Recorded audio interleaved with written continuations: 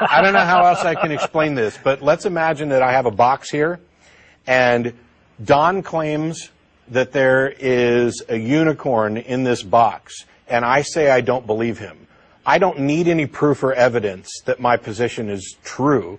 My position is validated by the fact that he hasn't presented any evidence for his claim. And when I open the box and look inside, I don't see this. And so then he tells me that it's an invisible unicorn. And I mentioned it wouldn't fit in this box. And he says, no, it's an invisible miniature unicorn. Well, I don't feel it. Well, it's also intangible. Oh, well, how do you know it's there? Well, because it speaks to me. Okay, that's all nonsense. He's made a claim, and he's failed to provide rational evidence for it. My disbelief is justified by that. Okay, Matt.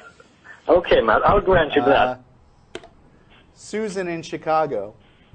I wanted to talk about how y'all bring up extraordinary claims and how they require extraordinary evidence all the time. And I just personally feel that, that statement often said in the show is just a cop-out. It's really just a personal opinion, I think. And what gives y'all the right to require such things when people bring up these, claims? Well, I'm glad you asked that question, because did you know I rose from the dead one time?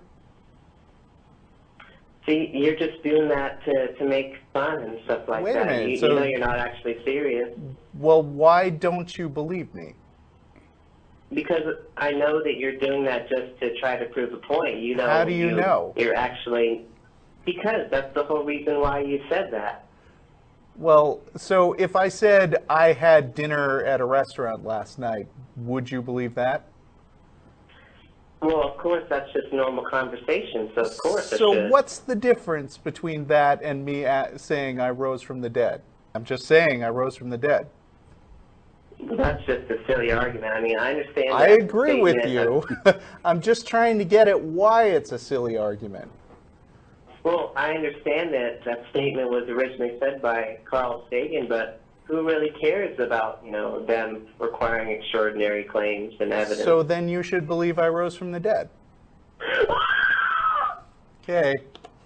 I terrified her with my awesome logic. Apparently. Your position, to the extent that I understand it, because you haven't got a kind of a straight answer yet, is one where there is a God who has an important message for mankind, and somehow he only reveals it to certain individuals who then write this down, and thousands of years after this initial revelation, we have to rely on copies of translations of copies by anonymous authors, and a textual testimony to a miracle, for example, the loaves and fishes, there's no amount of reports, anecdotal testimonial reports, that could be sufficient to justify believing that this event actually happened as reported. No amount. And anything that would qualify as a God would clearly understand this, and if it wanted to convey this information to people in a way that was believable, would not be relying on text to do so. And this, for me, is the nail in the coffin for Christianity. If it wants to actually achieve its goal of spreading this information to humanity by relying on text, by relying on languages that die off, by relying on anecdotal testimony, that's not a pathway to truth. And anything that would qualify for a God should know this, which means either that God doesn't exist or it doesn't care enough about those people who understand the nature of evidence to actually present it. Now, which of those possibilities do you think is accurate? I think you do need faith to believe it. Sure. And why would you believe anything on faith? Faith isn't a pathway to truth. Every religion has some sort of faith. People take things on, if faith is your pathway, you can't distinguish between Christianity, Hinduism, Judaism, any of these others.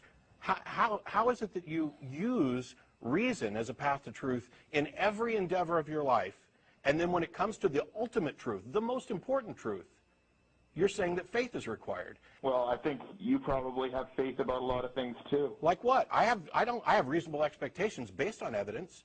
I have trust that has been earned. I will grant trust tentatively. I don't have faith. Faith is the excuse people give for believing something when they don't have evidence. I mean, if you can come up with something that I believe that I don't have evidence for, guess what I'll do? I'll stop believing it. That's the nature of a rational mind. That is the goal. My only goal was to be the best Christian I could be. and represent this to people who didn't believe. And what I found, because I actually cared about whether or not my beliefs were true rather than whether they felt good, was that my beliefs weren't justified. Try as I might and pray as hard as I could. No answer comes. No evidence is forthcoming. And when I talk to people about this, the only answer they ever offer is the one you did, which is, well, you just got to have faith. Well, sorry, I don't. And not only I'm not sorry that I don't, I'm sorry for others that they think that I should have, because faith is not a virtue. Faith is gullibility. It's evidence that determines whether or not your perception of reality is reasonable and in conjunction with the world. Okay, so let me get your story straight. Your mother was on the brink of death, and then she was fine, right? Yep. And that's proof that God exists. Yes. Okay, what do you call it when a person is perfectly healthy and then drops dead? Is that proof that God does not exist? No, that's just proof that whatever happens to that person happens. Okay, so Congratulations. You get the Caller of the Day award for being honest and answering your own question. Okay, good point. Okay, why is God not real? Why is he? Okay. do you believe in unicorns? No, Why? Why? because unicorns are fairy tales and it hasn't been proven that there is one. You You are the best caller! You are the best caller ever. You can answer your own questions every single time. Okay. That's exactly why. If your Question. kids murdered somebody, that would be justification for you to lock them in the basement and torture them. Well, I would have to agree with whatever the judge of the court. I'm not talking about a reasonable application of law.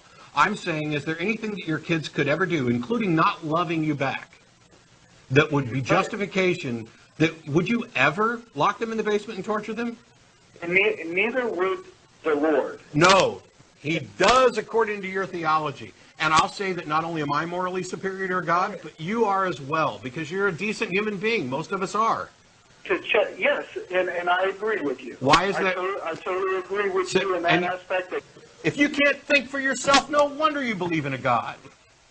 If you're so unwilling, that tells me everything I need to know. That right inside of you, right now, dealing with those difficult questions, there is a moral struggle where you're beginning to realize that you are more moral than the God that they've forced you to believe, that they've conned you into accepting.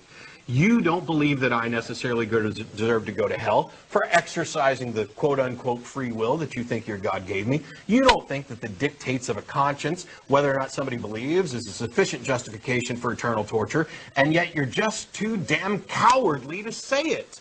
You are better than your God. You are better than your religion. So am I. So is Don. So is damn near everybody on the planet. I wish you people would wake up and see this. Stop apologizing for this. I made a list of things that I might consider sins if the concept of sin were valid. Number one, credulity, gullibility. I'd say that's a sin. Voluntary willful ignorance. I'd say that's a sin. Letting fear prevent you from understanding reality. I'd call that a sin. Limiting the rights and freedoms of others in order to make them abide by your standards. That's a sin. Sacrificing the mental, emotional, and physical well-being of a child in deference to your religion, that's a sin. Wasting the one and only life that you know you're going to have, worrying about and working for an afterlife that somebody told you might be there, that's a sin. And it's a shame that so many people are so sucked into this religious thing that even when you lead them down the path step by step, as soon as they get to the point where they'd have to admit that, yes, when I think about it, that is an immoral thing, they instead have to add 20 qualifiers and buts and maybes to their answer, just like you did. Your God isn't real. He's not moral. The Bible isn't moral. Islam isn't moral. None of these religious systems, anything that hangs on to Bronze Age ideals about genocide and slavery and murder and deference to higher powers, none of those things are moral. We've graduated beyond that, and I'm sorry that we've had to drag religions kicking and screaming in the 21st century, but some of you got to let this stuff go. You're not going to get anywhere until you realize that it's okay not to be afraid. It's okay not to say, you know, I think slavery is wrong. I think slavery was probably always wrong. I think that you're probably a good person, and yeah, that does sound like You know a what crappy I'd really system. like to do is someday I'm gonna come down there and punch your fat face in for Jesus. That's what I'm gonna do. Really? Do you think that's what Jesus wants you to do? Because Yeah, definitely. He's gonna come back and he's just gonna. Does he want me to turn the other cheek when you do that? I don't know. Yeah. He's gonna be real happy.